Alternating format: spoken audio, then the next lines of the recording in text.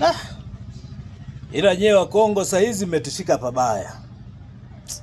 Yaani kiukweli mmetushika pabaya mno.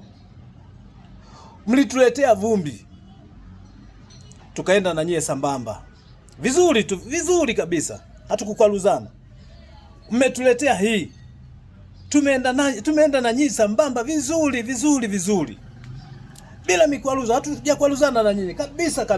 Sasa hizi mmekuja mnabeba mazaga, umeona? Sasa kama mnabeba mazaga, hii mnatuletea tukafanyie kazi gani?